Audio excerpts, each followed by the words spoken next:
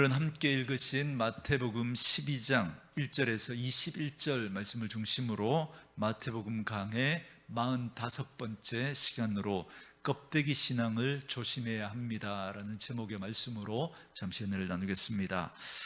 1945년 영국의 작가인 조지 오웰이라고 하는 분이 쓴 유명한 소설이 있습니다.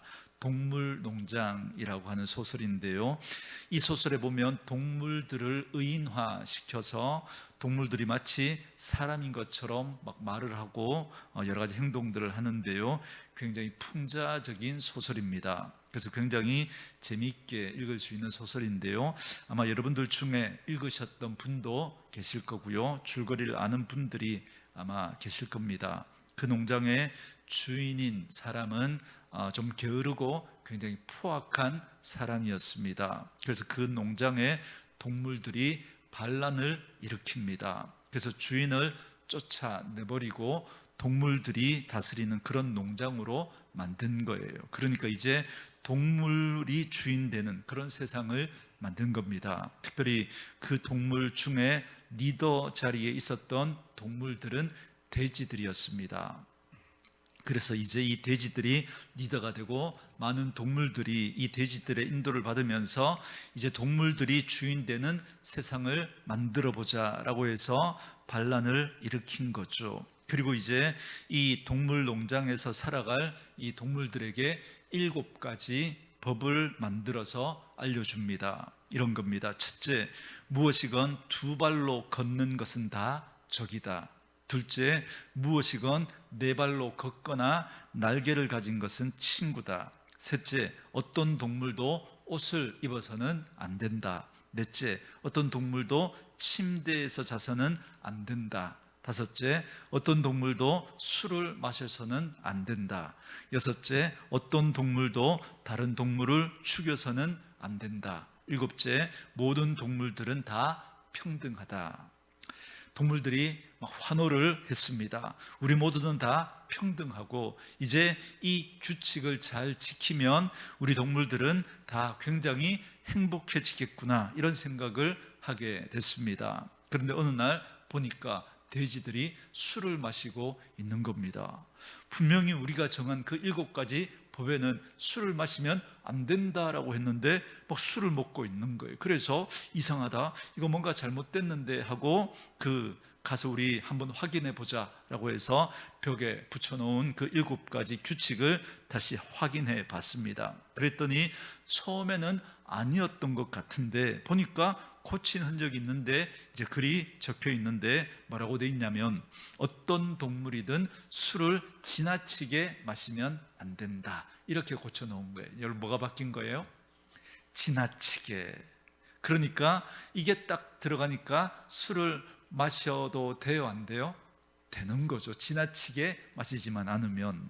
그러자 이 동물들이 원래 이렇게 돼 있었는데 우리가 헷갈렸나? 그러면서 넘어갔어요. 그런데 또 어느 날 보니까 또 돼지들이 침대에서 이렇게 자는 거예요. 분명히 침대에서 자면 안 된다라고 그렇게 법으로 정했는데 우리 다시 확인해 보자 해서 또 가봤더니 누구든지 침대에서 시트를 깔고 자면 안 된다, 이렇게 써놓은 거예요. 자, 보니까 이 시트를 깔면 안 된다, 깔고 자면 안 된다, 그러니까 시트만 안 깔면 자도 되는 거죠. 그리고 동물들이 이제 이렇게 이제 우여곡절 끝에 또 이 동물들하고 또 인간들하고 내통해서 또 문제가 생기고 막, 그래서 이 인간들과 내통한 그 동물들을 혼내줘야 되겠다, 그래서 개를 풀어가지고 막 그 동물들을 찾아내서 막 죽이고 그러는 거예요. 분명히 어떤 동물도 죽이면 안 된다라고 했던 그 법이 있는데 이거 뭐지? 그래서 다시 가서 확인해 보니까 어떤 동물도 다른 동물을 이유 없이 죽이면 안 된다. 이유 없이, 이걸 딱 또 집어넣으니까 이유 있으면 죽여도 된다는 거죠. 이렇게 해서 약간씩 법을 바꿔가지고 완전히 딴 법을 만들어 놓은 겁니다. 그리고 나중에 보니까 그 모든 법이 다 지워지고 마지막에 한 가지 법만 크게 기록되어 있는 거예요. 모든 동물은 평등하다. 그런데 그 밑에 이렇게 한 문장이 추가되어 있더라는 겁니다. 그러나 어떤 동물은 다른 동물들보다 더 평등하다.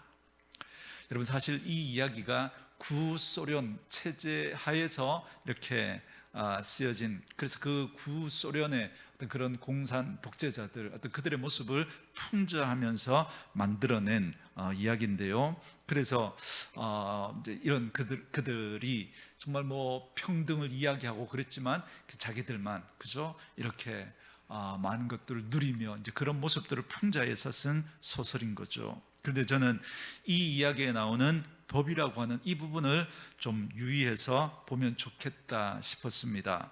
여러분, 권력자들은 법을 만들어서 자기의 그 권력을 강화시킬 수 있습니다. 그리고 그 법을 가지고 권력자가 아닌 사람들을 막 더 압박하고 막 이렇게 막 힘들게 하고 막 변방으로 밀어내고 그렇게 할 수 있죠. 그리고 자기들에게 유리한 그 법을 만들어 가지고 점점 더 많은 권한과 권력을 가질 수 있습니다.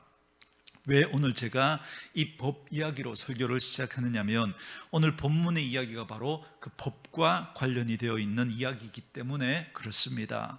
여러분, 이스라엘 백성들은 시내산에서 모세를 통해서 하나님으로부터 하나님의 율법을 받았습니다. 여러분들이 잘 아시는 십계명이죠. 그래서 그 십계명을 우리가 잘 지키자, 이제 이런 생각을 하게 됐습니다. 그런데 그 십계명을 잘 지키려고 하니까 그럼 어떻게 하는 게 잘 지키는 거지? 이런 궁금증이 생긴 겁니다. 예를 들면 안식일을 기억하여 거룩하게 지키라. 그날은 아무 일도 하지 마라. 자, 이렇게 계명이 되어 있지 않습니까? 잘 지키고 싶은데 그럼 어떻게 하면 안식일을 잘 지키는 거지? 그들이 고민을 한 겁니다. 분명히 일하지 말라고 했으니까. 그런데 일을 어디까지 하면 일이고 어디까지 하면 일이 아닌가, 이런 게 이제 모호한 거죠. 이걸 이제 어떻게 구분할까라고 하다가 그들이 나름대로 이제 어디까지는 일이고 어디까지는 일이 아니고 이걸 자기들끼리 정한 겁니다. 그래서 여기까지 걷는 건 일이 아니고 요거 넘어가면 일이다, 이렇게 정하는 거죠. 그렇게 세칙들을 자꾸 정해 갑니다. 그렇게 해서 안식일을 잘 지키기 위한, 그렇죠? 이 안식일 문제에 대한 이 안식일을 잘 지키기 위한 세칙을 만들다가 보니까 39가지나 만들게 된 겁니다. 이건 절대 하면 안 돼, 이렇게 한 거죠. 예를 들면 안식일 날 추수하면 안 된다. 그래서 곡식에 껍질을 벗겨내는 모든 행위를 추수로 보고 탈곡하는 모든 과정들을 절대 하면 안 된다라고 한 거예요. 그리고 안식일 날에는 텐트를 치면 안 된다. 또 안식일 날에는 불을 피우고 요리를 해서는 안 된다. 그리고 이걸 이런 걸 39가지로 이렇게 만들어 놓은 겁니다. 그리고 이걸 미시나라고 하는 그 책에 이렇게 담아 놓았는데요. 그런데 이게 세월이 지나면서 점점점 강화되어 가는 겁니다. 혹시 나중에 이스라엘 여행할 기회가 있으면 저도 한번 그렇게 눈으로 확인해 보고 싶은 마음이 있는데요.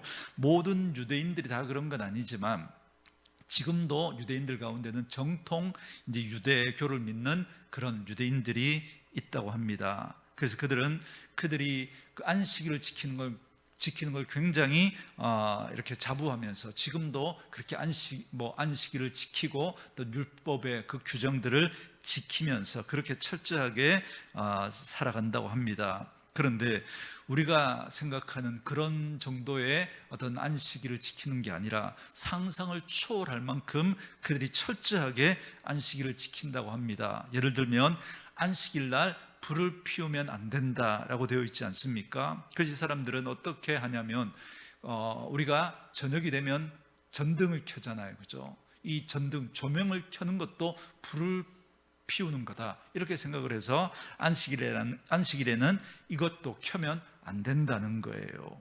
그래서 이제 그것도 금합니다. 그리고 고층 건물에 가면 엘리베이터가 있지 않습니까? 그런데 그 엘리베이터 단추를 누르는 거, 그것도 일이라고 해서 그거 하면 안 된다, 그렇게 한 거죠. 규정을 정한 겁니다. 그럼 목사님, 이분들은 안식일 날 뭐 깜깜하게 지내겠네요? 아니요, 그렇지 않아요. 여러분, 꼼수를 부리는 거죠. 여러분, 어떻게 할까요? 안식일이 되기 전에 미리 불을 켜놓은 거예요. 미리. 그리고 안식일 날 그렇게 켜놓고 버티다가 지나고 난 다음에 끄면 되는 거예요. 그래서 제가 어떤 책을 읽어보니까 이스라엘에 유학 갔던 어떤 분이 이제 써놓은 책인데요. 옆집에 있는 분이 자기에게 와서 미스터 김, 우리 집에 와서 불 좀 켜주라는 거예요. 왜요? 당신 켜면 되잖아요. 그러니까 안식일인데 내가 깜빡하고 전날 불을 켜놓지 못했다는 거예요. 그래서 막 깜깜해서 당신은 유대인이 아니니까 그럼 안식일 날 뭐 일해도 되니까 나는 유대인이라 안식일 날 일하면 안 되니까 당신이 와서 대신 불 좀 켜 달라고 켰다고 하는 그런 해프닝을 써놓은 걸 본 적이 있습니다. 그리고 높은 건물에 그죠? 그 엘리베이터 그게 이제 사람들이 누르고 타고 또 몇 층 눌러서 그렇게 가지 않습니까? 그런데 이거 누르는 거 일이니까 그럼 그 사람들 어떻게 할까요? 계단으로 올라가는 것도 그럼 일이잖아요, 그죠? 어떻게 할까요? 주일 그 안식일에는 엘리베이터가 한 대가 이제 안식일 전용 엘리베이터로 바뀝니다. 그러면 그 엘리베이터는 모든 층을 다 서서 열렸다가 닫혔다가 열렸다가 닫혔다가 그렇게 움직이는 거예요. 이제 유대인 전용으로 누르면 안 되니까. 그래서 이분들이 너무 느리니까 꼼수를 부리는 거죠. 기다렸다가 다른 사람이 이렇게 엘리베이터 타면 거기 따라 타가지고 몇 층 눌러주세요. 그래가지고 이제 타고 간다고 하는 그런 이야기를 들어봤습니다. 그리고 유대인들은 우산을 펴지 않는답니다. 왜냐하면 안식일날 텐트를 치면 안 된다라고 했으니까 우산도 작은 텐트라는 겁니다. 그래서 우산을 펴면 안 된답니다. 지금도 정통 유대인들은 이렇게 할 만큼 철저하게 이렇게 지킨다고 합니다. 그러니 예수님 당시에 여러분 이 바리새인들 이들은 얼마나 철저하게 안식일을 지키려고 여러분 그렇게 노력했겠습니까? 그런데 이렇게 그들은 자기들이 이 법을 잘 지키려고 그렇게 한 거지만 시간이 지나면서 이게 자꾸 점점 더 강화되어지고 자꾸 뭘 덧붙이고 이러다 보니까 나중에는 이게 이상한 괴물 같은 모습으로 바뀌어진 겁니다. 원래 안식일을 지키는 건 이런 게 아닌데 그렇게 하라 하지 말라라고 하면서 그 속에 담긴 그 하나님의 마음은 온데간데도 없고 이건 하면 돼, 이건 하면 안 돼, 이런 이상한 껍데기만 붙들고 막 그들이 그걸 지킨다고 온통 그죠? 거기에만 마음을 쓰느라 하나님의 마음을 다 잊어버린 거죠. 그래서 껍데기만 붙들고 있는 거예요. 오늘 본문에 보면 예수님은 바로 이런 안식일 문제로 유대인들과 충돌합니다. 그냥 이유 없이 충돌한 게 아니라 주님은 의도적으로 충돌하셔서 그들이 덕지덕지 붙여놓은 이 껍데기를 깨뜨리려고 하셨던 겁니다. 그래서 주님은 안식일의 참된 의미가 뭔지를 알려주고 싶으셨던 겁니다. 왜냐하면 안식일의 참된 의미를 가장 잘 아는 분이 우리 예수님이거든요. 천지를 창조하실 때 예수님도 그 성부 하나님과 함께 그 천지 창조에 동참하셨거든요. 그 천지 창조를 6일 동안 다 마치시고 난 다음에 7일째 쉬라고 하셨습니다. 이걸 그 당시에 창조의 주역이었던 삼위일체 하나님이 쉬시면서 모범을 보여주신 거예요. 그럼 왜 쉬셨을까요? 하나님이 6일 동안 천지를 창조하시면서 너무 지쳐서 너무 힘들어서 쉬신 걸까요? 아니죠. 이런 겁니다. 이렇게 하나님이 쉬시는 걸 보여주심으로써 우리도 이제 일주일에 하루는 쉬라고 우리 좋으라고 하나님이 이 법을 만들어 주신 겁니다. 그렇기 때문에 사실 안식일은요 우리 사람들에게 너무나 좋은 법입니다. 왜냐하면 우리를 위해서 만들어 주신 거니까요. 그래서 안식일 규정에 보면 이런 거 나와 있거든요. 안식일에 아무 일도 하지 말라. 니네 집에 있는 남종이나 여종이나 객이나 누구든지 아무 일도 하지 말라. 이렇게 이야기하지 않습니까? 저는 이 율법을 처음 딱 들었을 때 제일 아싸 하고 좋아했을 사람이 아마 종이었을 거다라고 생각을 합니다.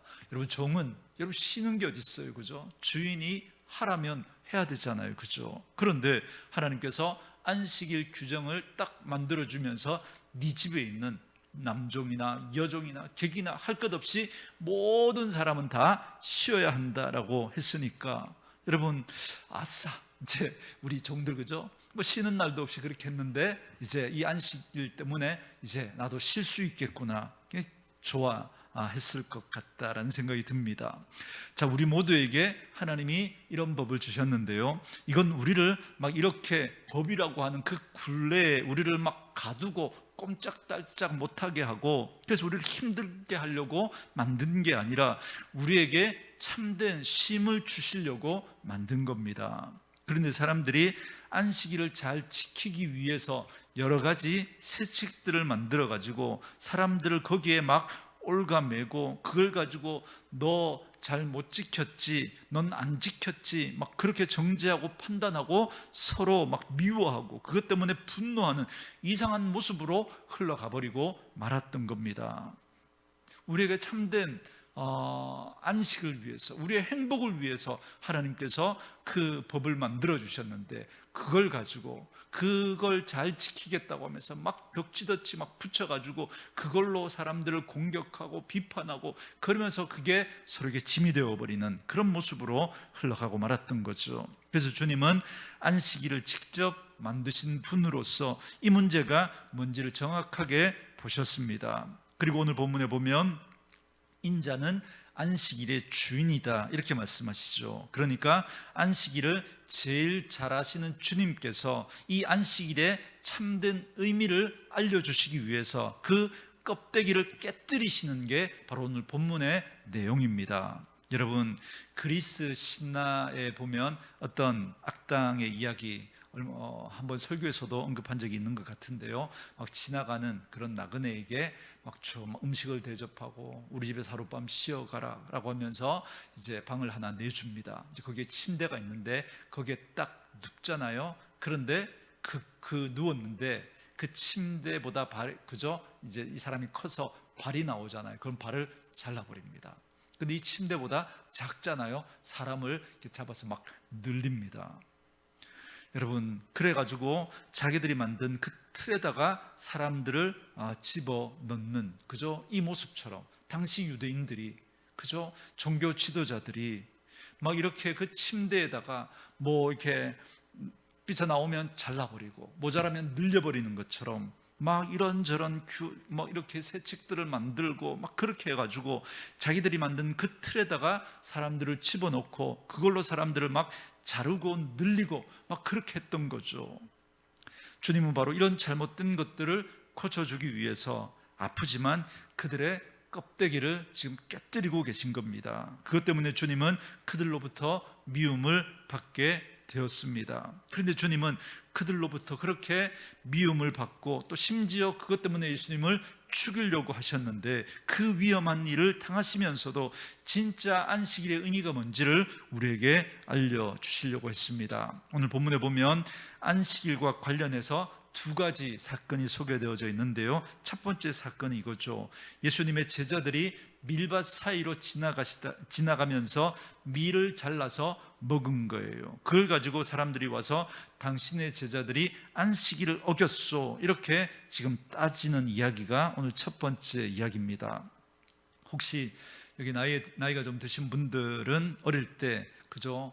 시골에서 자라시면서 서리 해보신 분들 아마 계실 것 같습니다. 수박이나 뭐 콩이나 그죠? 옛날에 또 뭐 김장을 담아놓은 그것도 뭐 서리를 하고 그랬다 그러더라고요.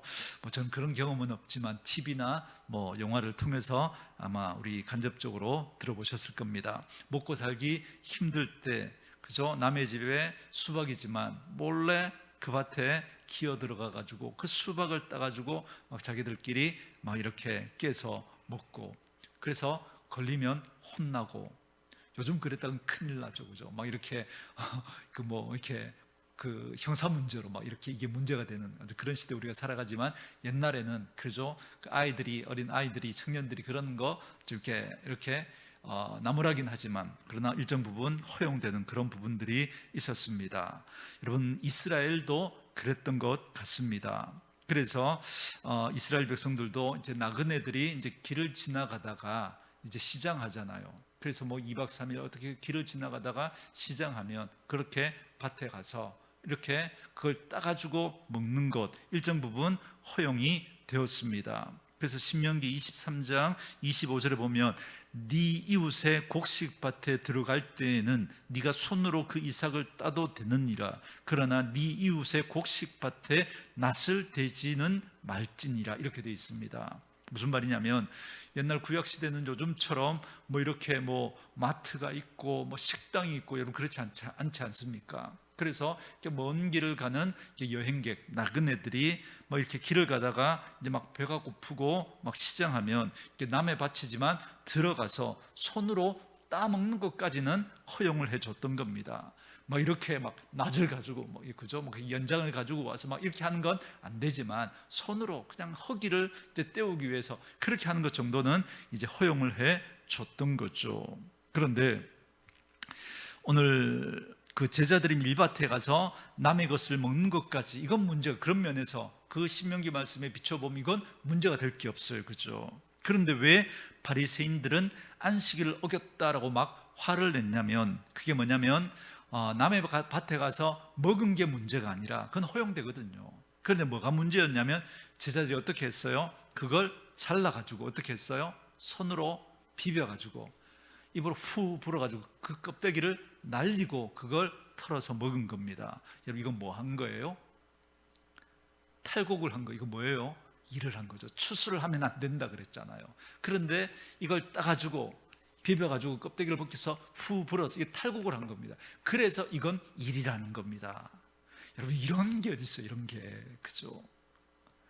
놀랍지 않습니까? 이걸 가지고 지금 시비를 걸고 있는 겁니다. 거기에 대해서 예수님이 이제 변론을 하시는 겁니다. 어떻게 변론을 하셨냐면 옛날에 다윗이 막 배가 고파가지고 죽을 지경일 때 성소에 들어가니까 거기 제사장들만 먹을 수 있는 진설병이 놓여져 있는데 그런데 너무 배가 고팠던 다윗이 그걸 제사장이 아님에도 불구하고 그거 먹었다는 겁니다. 그리고 제사장도 그거 먹으라고 했지 않냐.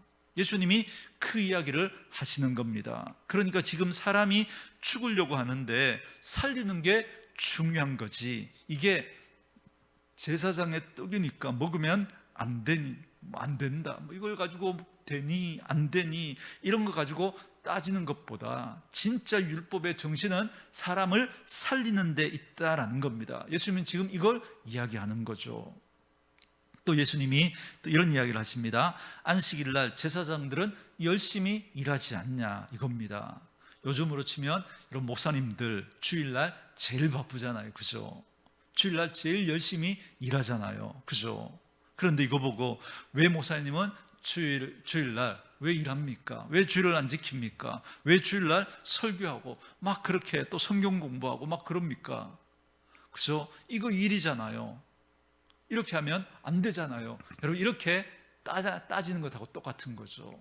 여러분 안식일날 제사장들이 성전에서 막 바쁘게 하는 거 그거 일이라고 하지 않지 않냐라고 하면서 지금 이야기를 하신 겁니다. 그러면서 아주 중요한 결론 같은 말씀을 하셨는데 호세아서 말씀을 인용해 가지고 오늘 본문 7절에서 이렇게 말씀하셨습니다. 우리 7절 말씀 같이 한번 읽어볼까요? 읽습니다. 시작. 나는 자비를 원하고 제사를 원치 아니하노라 하신 뜻을 너희가 알았더라면 무죄한 자를 정죄하지 아니하였으리라. 아멘. 자, 여기 보면 자비가 나오고 제사가 나옵니다. 주님은 제사보다 자비가 중요하다라고 말씀하신 거예요. 다시 말하면 제사는 필요 없어, 자비만 있으면 돼, 이렇게 말씀하신 게 아닌 거죠. 제사를 지내야 되는데, 그런데 이것보다 더 중요한 건 겉으로 지냈냐 안 지냈냐 이게 아니라 이 제사 안에 들어있는 하나님의 마음, 그 자비가 드러나야 한다라고 말씀하고 계신 겁니다. 이런 거죠. 여러분 옛날에 구약에 그 제사를 한번 떠올려 보십시오. 여러분 그 제사를 지을 때 뭘 들고 가요? 흠없는 어린 양을 들고 가죠. 자, 끌고 와서 양을 누가 죽여요? 내가 죽여요. 내가. 어떻게 죽여요? 목을 따서 피를 쏟아내서 그 피를 다 받고, 그죠? 그리고 제사장에 건너주죠. 그리고 그 껍질을 벗기고 각을 뜨고, 그죠? 껍질을 벗기고 내장을 다 끌어내고 그저 각을 떠가지고 막 불에 태워서 이제 제사장에게 주면 제사장이 그거 받아가지고 불에 태워서 제사를 드리지 않습니까? 여러분 그 전에 죽이기 전에 뭐 한다고요? 양에게 안수를 하죠. 무슨 의미라고요? 이쪽에서 이쪽으로 넘어가는. 그래서 내가 지은 그 죄가 이 양에게 넘어가서 내가 죽어야 되는데 나 대신 이 흠없는 죄 없는 어린 양이 죽는 겁니다. 여러분 그 모습을 한번 상상해 보십시오. 정말 그 양을 죽일 때 그 피가 튀고 온몸이 피투성이가 되지 않겠습니까? 껍질을 벗기고 내장을 벗겨내고 그래서 각을 두고 그래서 불에 태워드리는 그 과정들을 이렇게 자기가 직접 참여해서 그렇게 하면서 여러분 그 죄가 얼마나 무섭고 얼마나 정말 끔찍한 것인지를 그가 온몸으로 깨닫게 되는 거죠. 그런데 하나님은 그죠? 내가 죽어야 할 그 죄를 내 대신 이 양을 죽여서 나를 용서해 주시고 나를 살려 주시는 거잖아요. 여러분 그걸 보면서 여러분 어떤 마음이겠습니까? 그 제사를 드린 사람의 마음은 내가 죽어야 되는데 나 대신 이 양이 죽는구나. 이 양을 죽여서 하나님이 나를 살려 용서하시고 살려주시는구나. 그 속에 숨어있는 하나님의 은혜와 하나님의 자비와 하나님의 사랑을 깨닫게 되는 거죠. 그러면 그 제사를 드리고 난 다음에 그 사람은 다시 이제 삶의 자리로 돌아왔을 때 여러분 어떤 마음으로 살아야겠습니까? 다시는 죄를 짓지 말자. 그리고 내 안에 있는 이 감사와 하나님이 베풀어 주신 이 은혜 그리고 이 자비와 긍휼을 가지고 내가 또 다른 누군가에게 하나님이 나를 용서해 주신 것처럼 다른 사람을 내가 용서하고 다른 사람을 품어주고 주님의 그 은혜와 사랑 그 자비를 내가 흘려보내면서 살아야 되겠다. 여러분 이게 진짜 제사를 드리고 난 다음에 그 사람의 모습 아니겠습니까? 그런데 이건 잊어버리고 양의 목을 딸 때 어떻게 땄냐, 뭐 가로로 땄냐 세로로 땄냐 뭐 이런 거 가지고 막 따지느라고 여러분 이 율법을 그렇게 준 게 아닌데 우리로 적용하면 이런 거죠. 여러분 우리가 예배를 드리지 않습니까? 여러분 이 예배 자리에 우리는 어떻게 나올 수 있게 되었습니까? 원래 죄인인 우리가 하나님을 보면 바로 죽어요. 우리는. 그런데 어떻게 우리가 여기서 예배를 드리고 하나님께 기쁘게 찬양을 드릴 수 있게 되었습니까? 여기 하나님의 놀라운 자비가 숨어 있는 거죠.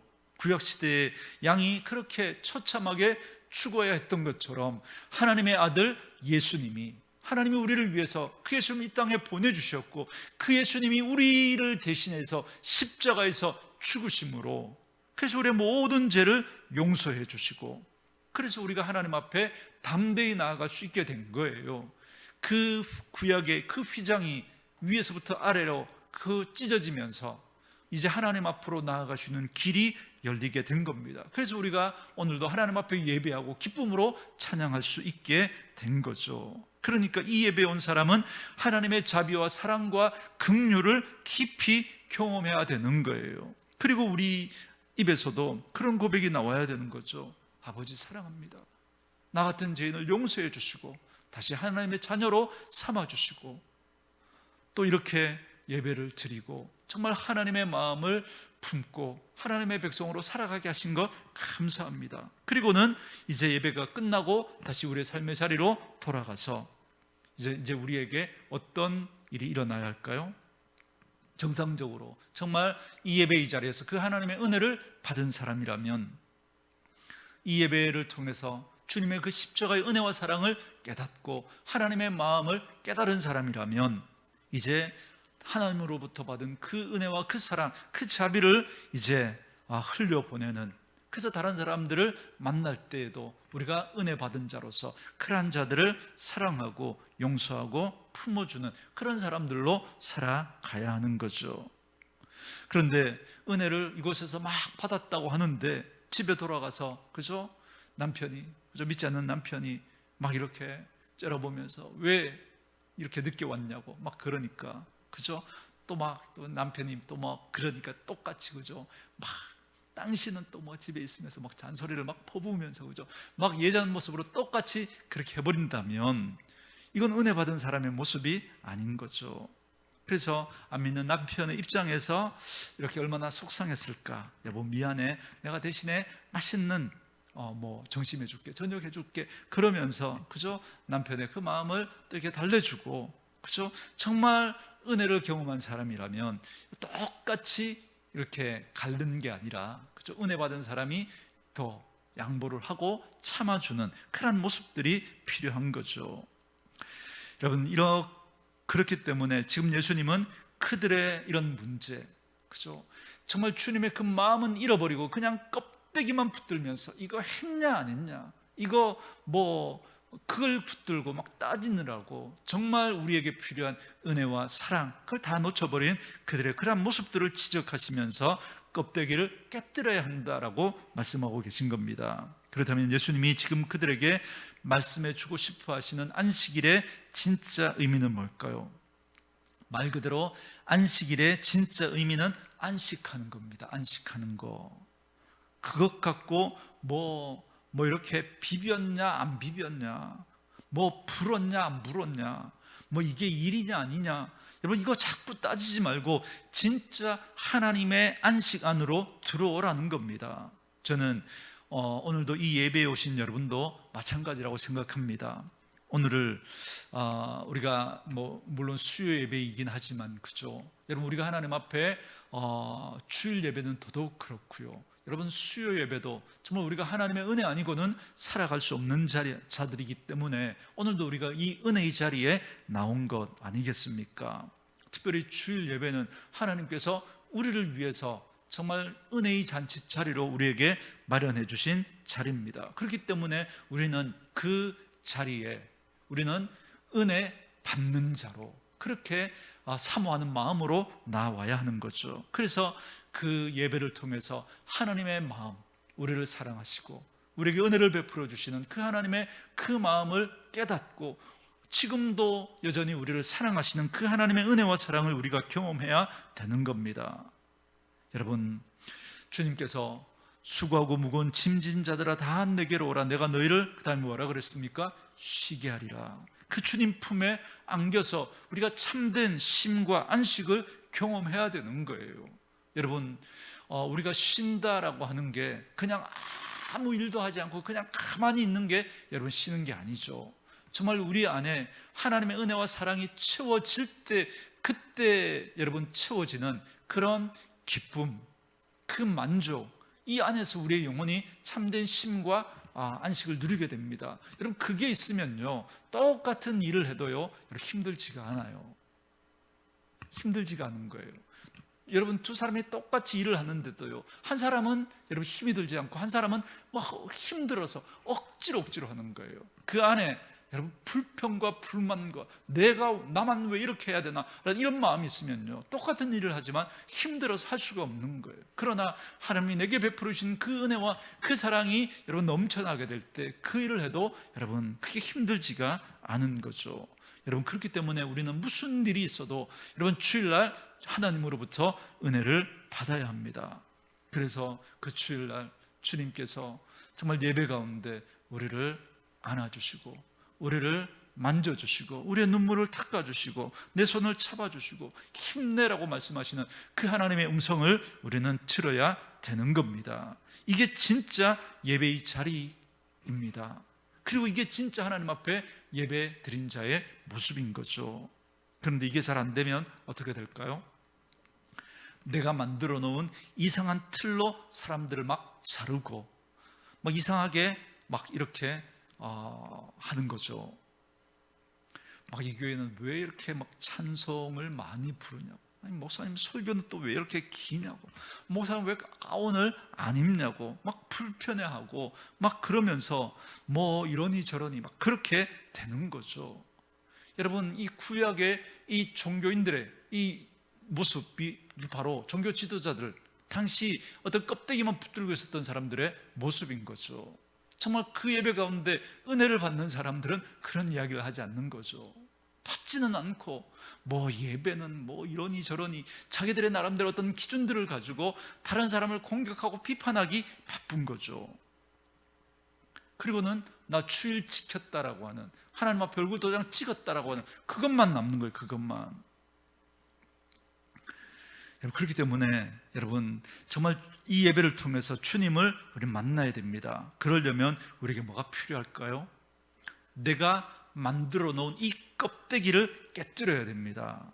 그리고 이 안식일의 의미가 뭔지, 주일의 의미가 뭔지, 하나님이 나한테 뭘 주려고 이곳에 우리를 부르셨는지 그걸 깨닫고 그 안으로 들어가야 합니다. 예수님 지금 바리새인들에게 이 이야기를 해주고 있는 겁니다. 자, 이 이야기를 들은 바리새인들이 우리가 잘못 알고 있었구나. 주님, 이제부터 안 그럴게요. 뭐 이랬으면 얼마나 좋겠습니까마는 바리새인들은 그렇게 말씀하시는 주님의 말씀을 요만큼도 들으려고 하지 않았습니다. 됐고, 그죠?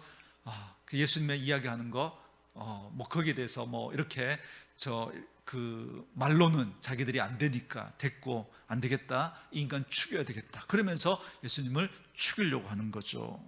그래서 그들은 어떻게 하면 뭐 예수를 죽일 그 증거를 잡을 수 있을까? 그래서 예수를 완전히 죽여버릴까 고민하면서 계속 예수님을 따라다니면서 꼬투리를 잡으려고 하는 겁니다. 그래서 오늘 안식일인데, 오늘 주일이 안식일인데 오늘 예수가 안식일 어기는 거 뭐 없나 이렇게 보는데 예수님이 회당으로 들어가시는 거예요. 그리고 마침 거기 보니까 한쪽 손이 마른 사람이, 장애인이 거기 있는 거예요. 보자마자 예수가 저 사람 고쳐주겠다 생각하고, 고치면 이거 안식일 어긴 거니까 시비를 걸려고 그렇게 딱 지켜보고 있었던 거예요. 아니나 다를까, 그래서 예수님께서 이렇게 그 손 마른 사람을 고쳐주십니다.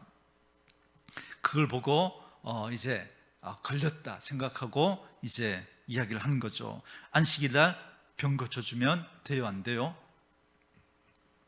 그들이 가지고 있었던 기준으로는 안식일 날 병을 고치면 돼요, 안 돼요? 안 되죠. 이건 일을 한 거니까. 그래서 확실한 증거를 잡은 거죠. 그래서 예수는 안식일 어긴 사람이라고, 그래서 돌로 쳐 죽여야 되는 그런 사람으로 만들려고 그렇게 몰아갔던 겁니다. 그때 주님이 또 한 가지 그들에게 질문을 던지십니다. 너희들이 양을 끌고 가다가 그만 잘못해서 구덩이에 빠지면 그 양 꺼내주냐 꺼내주지 않느냐 이렇게 물어봅니다. 당연히 꺼내주죠.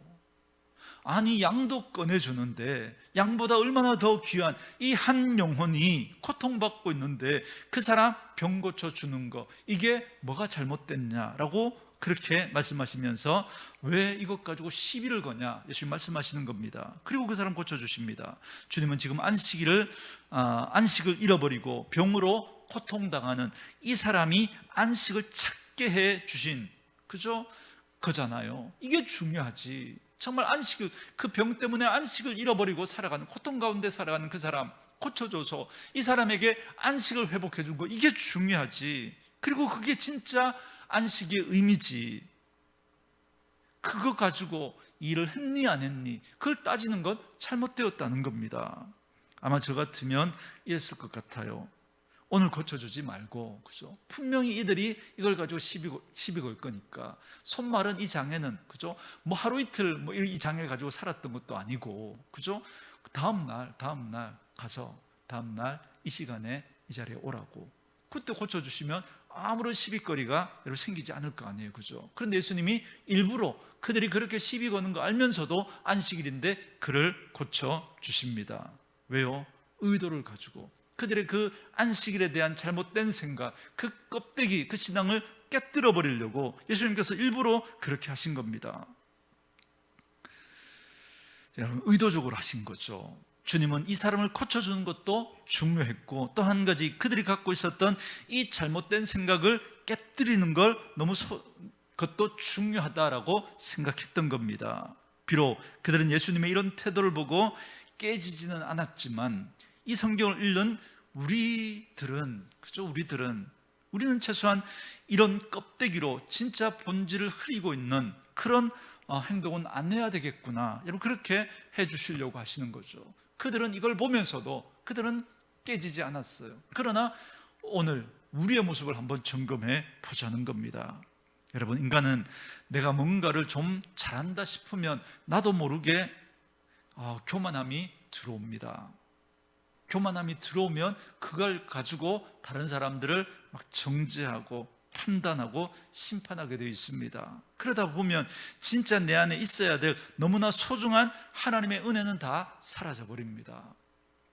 나는 나는 다른 사람들보다 뭔가 더 열심히 하는 게 있으면요, 그렇지 못한 사람을 보면서 나는 이렇게 했는데 왜 너는 그렇게 하지 않느냐고 하면서 막 그 사람들을 나무라고 막 정죄하는 그런 모습들이 생깁니다. 그러면 너무나 소중한 하나님의 은혜는 다 사라져 버립니다. 근데 오늘 본문에서 마태는 주님의 이런 행동이 이사야가 예언한 것하고 딱 들어맞다고 지금 이야기를 하시는데요. 여러분, 우리 20절, 21절 한번 읽어볼까요? 오늘 본문 20절, 21절 같이 읽습니다. 시작. 상한 갈대를 꺾지 아니하며 꺼져가는 심지를 끄지 아니하기를 심판하여 이길 때까지 하리니 또한 이방들이 그의 이름을 바라리라 함을 이루려 하심이니라. 아멘. 자, 여기 보면 상한 갈대가 나옵니다. 여러분, 갈대 하면 떠오르는 이미지가 뭐죠? 바람만 불어도 흔들리는, 그죠? 그렇게 힘없는 갈대. 그런데 그냥 갈대가 아니라 어떤 갈대라고요? 상한 갈대니까 이건 진짜 너무너무 약한, 꼭 꺼질 것 같은 그런 존재라는 거죠. 그리고 꺼져가는 심지도 마찬가지죠. 기름에 이제 이게 심지가 기름을 가지고 하는데 이게 이제 기름이 다 돼서 이제 불이 막 하늘 하면서 이제 막 이렇게 연기가 막 나면서 곧 꺼져갈 것 같은 그런 이미지 마찬가지죠. 너무나 연약한. 그런데 주님은 이런 연약한 것들을 상징하는 꺼져가는 심지, 상한 갈대 꺾지 않고 끄지 않겠다라고 말씀하십니다. 여러분, 사실 세상의 논리는요, 그냥 이런 것들은 다 어떻게 해야 돼요? 다 솎아내야 돼요. 그죠? 혹시 여러분 이런 상황 한번 생각해 보세요. 교장 선생님이 아이들한테 좀 공부를 좀 열심히 하게 하려고 아이들한테 이렇게 말하는 거예요. 이번 중간고사 때 평균 점수가 제일 높은 반에게 내가 치킨 다 쏜다, 이렇게 막 이제 이야기를 한 겁니다. 그러면 이제 그죠, 막 각 반마다 그죠, 열심히 우리 공부해서 우리 반 성적을 좀 높여서 이번에 치킨 파티하자, 뭐 이제 이렇게 하면서 막 열심히 공부를 하는데, 그렇게 하다가 이제 아이들 마음이 이렇게 딱 보니까 한 아이가 떠오르는 거예요. 쟤는 맨날 공부하라고 그러는데 공부 안 하고 딴짓하고 사고, 우리 반 성적을 다 평균을 다 깔아먹는 거예요. 쟤만 아니면 우리 반 평균 3점은 올라갈 텐데, 그러면 우리 반이 1등 할 텐데, 그런 마음이 딱 들면서 쟤는 가시 같은 존재로 그렇게 여겨지잖아요. 그죠? 그런데 여러분, 그죠? 이런 생각들, 이게 점점 확대되어지면 어떻게 되냐면요, 이런 겁니다. 여러분, 옛날에 히틀러가 인종 계량을 하려고 했다라는 거 아십니까? 히틀러가 유대인들만 학살했던 게 아닙니다. 그 유대인들 학살에는 유대인들이 너무 똑똑하니까 뭐 그런 게 어떤 시기 뭐 이런 것도 있었다라고 뭐 이렇게 이야기를 하는데, 어쨌든 이 히틀러가 우리 독일 민족이 우수한 민족이다, 그래서 우리 독일 민족이 세계에서 가장 뛰어난 인종으로 그렇게 만들려고 애를 썼습니다. 그래서 여러분, 우생학이라는 말 들어보셨습니까? 이것도 일종의 학문인데요, 인위적으로 어떤 선택을 통해서 인간의 유전적 형질을 막 계량해서, 그죠? 이제 그 인류를 발전시키려고 했던 학문입니다. 그런데 이게 인간을 대상으로 이렇게 할 수 없으니까 뭐 동물들을 대상으로는 뭐 그렇게 많이 해서 뭐 이렇게 강아지들도 막 이렇게 어떤 독특한 어떤 그런 품종을 만들어내고 막 그러잖아요. 근데 사람은 그렇게 할 수 없잖아요. 그래서 이게 그냥 사람을 대상으로는 이론만 있었는데, 그런데 실제로 이걸 했던 사람이 누구냐면 히틀러입니다. 그래서 히틀러가 그 장애인들, 우리 독일 민족의 우수한 지능을 그죠, 이제 이렇게 해서 점점 더 우수한 그런 민족으로 만들어야 하는데, 저 장애인들 그죠 때문에 안 된다. 뭐 이렇게 뭐 몸에 장애가 있고 또 뭐 이렇게 지능적으로 또 장애가 있는 이런 사람들 막 가스실에다가 막 죽이고 했습니다. 유대인들만 죽인 게 아니라 정말 자기 나라의 장인들도 엄청나게 많이 죽였습니다. 왜요? 이 독일이라는 나라를 더 똑똑하고 힘있는 그런 사람들의 나라로 만들려고 평균값에서 떨어지는 사람들을 죽여버린 거예요. 우리는 히틀러를 욕하지만요, 우리 반 평균 점수 떨어뜨리는 그 애를 바라보면서 미워하는 게, 여러분 사실은 히틀러랑 별반 차이가 없는 거예요. 그게 사실은. 여러분, 우리 교회에 나오는 한 명 때문에 우리 교회 이미지가 막 떨어진다, 혹시 여러분 그런 생각하고 있다면 여러분 이거 위험한 거예요. 맨날 뭐 이렇게 머리 뒤집어서 나오고 뭐 맨날 사고 치고 막 찌질하고, 뭐 우리 생각이 기준에 막 그런다고 뭐 이제 걔 너희 교회 다니지 막 그러면 막 우리 교회 이미지 막 떨어지는 것 같아서 그렇게 느껴지잖아요.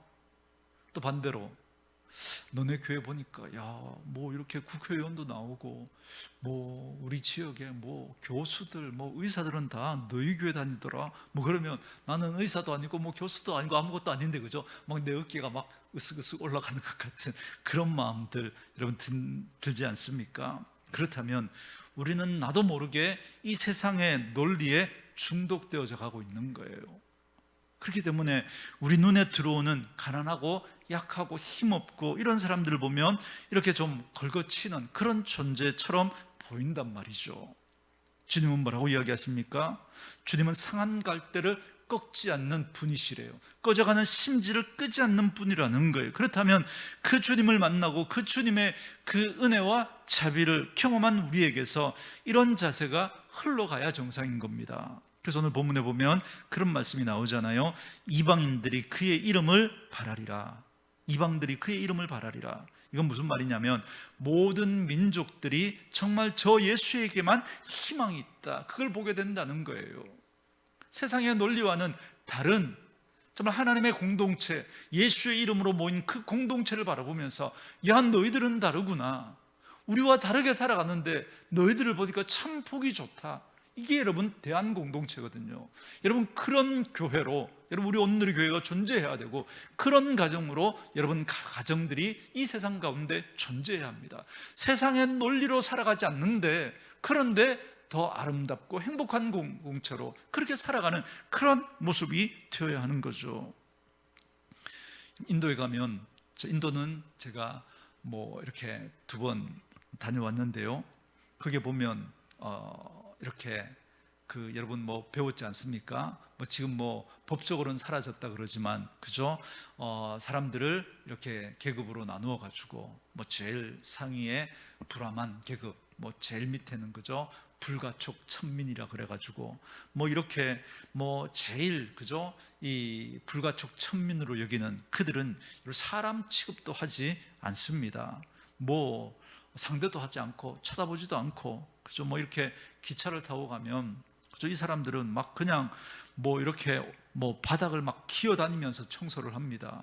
뭐 이렇게 그 일을 시킨 것도 아닌데, 이제 그렇게 하면 이제 뭐 기차 위에 그 이제 자는 칸이 있거든요. 거기서 그 사람들 뭐 동전 던져주면 이제 그거 받아서 이제 겨우겨우 먹고 살고 뭐 그렇게 사는 사람들입니다. 그런데 요즘에 이 불가촉 천민들이 이렇게 주님 앞으로 돌아오는 그런 소식들을 이렇게 많이 듣습니다.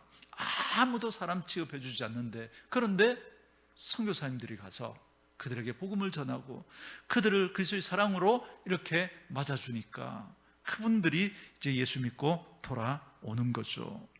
여러분 교회가 바로 그런 공동체여야 하는 거죠. 여러분 교회는요 정말 세상에 그 소외된 사람들, 예수님이 그렇게 하셨잖아요. 그런데 어느샌가 교회가 점점점 기득권화 되어지는 그런 모습들을 보면 뭔가 여러분 잘못되어져 가는 모습이 아닌가라는 생각을 하게 됩니다. 그래서 저는 저와 여러분들이 그런 분들이 되어야 한다고 생각합니다. 세상의 사람들은 그러한 자들을 취급하지 않고 정말 이렇게 내밀어도 정말 교회는 그들을 받아줄 수 있는, 또 그들을 사랑으로 대할 수 있는 그런 교회여야 하고, 우리 그리스도인들이 그런 삶을 살아가야 하는 거죠. 회사에 가서도 정말 아무도 상대해 주지 않는, 정말 나 몰라라고 내치는 그런 사람들이 있다면 오히려 그들을 품어줄 줄 아는 그런 사람들이 되어야 하는 거죠. 그러면서 야, 정말 다르구나 라고 생각했는데 보니까 교회 다니는 사람이야. 야, 그렇구나. 정말 하나님을 믿는, 예수를 믿는 사람은 저렇구나라는 걸 우리를 통해서 보여줘야 되는 거죠. 열방이 그래서 여러분 그 이름을 바라게 되는, 야, 예수 믿는 게 저렇게 좋은 거구나. 바로 우리들이 예수 그리스도의 그 은혜와 사랑을 받은 자로서 그 사랑을 흘려보낼 때 열방이 그걸 우리를 바라보면서 그 이름을 바라게 된다는 겁니다. 저는 저와 여러분들이 그런 분들 되어줄 수 있기를 원합니다. 그러려면 오늘도 여러분 우리는 이 말씀 앞에서 우리를 점검해 봐야 합니다. 나는 정말 껍데기에 그렇게 쌓여서 그거 붙들고 있는 사람은 아닌가?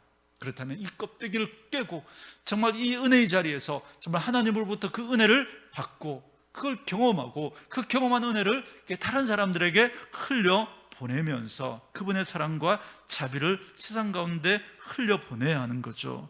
주님은 오늘도 여러분에게 말씀하십니다. 여러분 한 분 한 분의 삶에서 그런 놀라운 주님의 은혜가 흘러갈 수 있게 되기를 주의 이름으로 축원합니다.